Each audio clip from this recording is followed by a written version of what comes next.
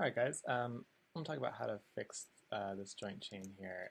Sometimes when we have an off-axis limb like this, so it's a slightly apose, or if we've just given up on getting rid of all the rotation values and the extra translation values, the rotate axis values, the joint orient values, um, there's a little strategy that could help with this where we use aim constraints in the plane. So what we can do is I'm going to hide my model. So we can actually unparent all these joints, clean them up, and then put a plane between them, and then aim each one to the other. So, so we can start by actually unparenting. So if we just say shift, click each one, we have each of the joints separate here. Then we can turn on snapping, create a plane between each of them. So skeleton, modeling, mesh tools, create polygon. And then we can click each of these polygons here and we can make a plane, right?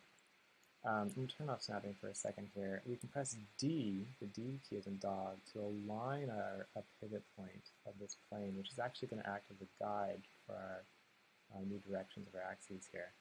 We're going to press the D key here to align a new pivot on that plane to kind of line up with the bend that we want. So it looks good.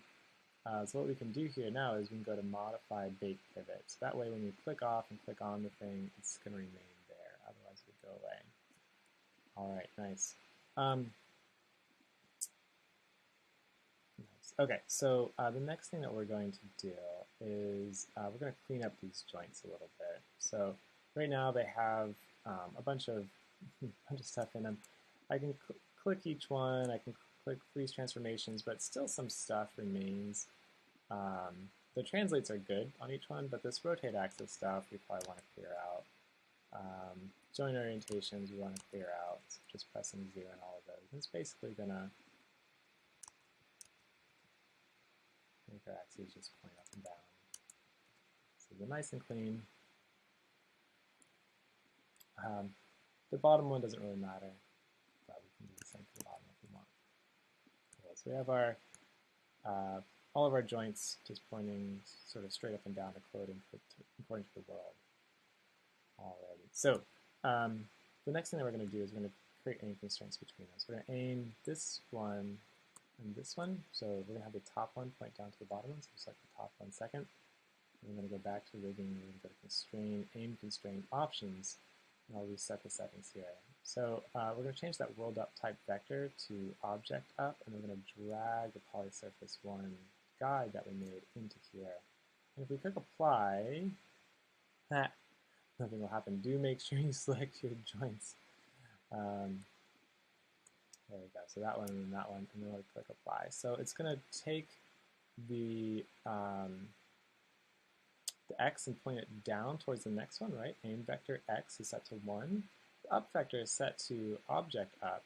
So that's nice because it's going to take the y, which is here, and it's going to shoot it out the back, which is what we want, perpendicular to the bend on the IK.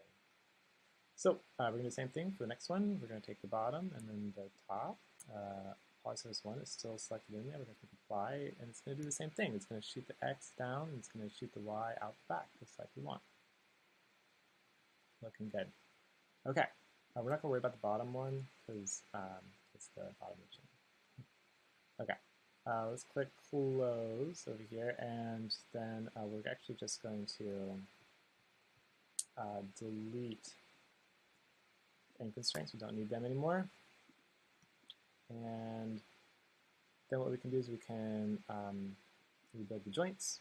So we'll go this one to this one, and we'll parent that one. We'll go from this one to this one, press P, parent that one. Nice. So it's not quite finished yet though. So if I click on the middle one, it still has a bunch of rotates, which are not good. So what we're going to do is we're going to just select all 3 of these things. We're going to freeze transformations like that. And then the top one, it'll have some values in translate, which is fine. No rotates, which is fine. Joint orients, which is fine on that one. But the nice thing about the middle one here is that it only has 1 translate, no rotates, and no joint orients. That bottom one we'll go ahead and fix by just zeroing out the joint orients, and then I'll line it up with the one before it. Its world. Cool. There we go. So now we can also delete the guide, and we can go to rigging and bring in an IK handle and put it in over here. We can bring it up, and we have a nice IK that doesn't bend around. All right, that's it.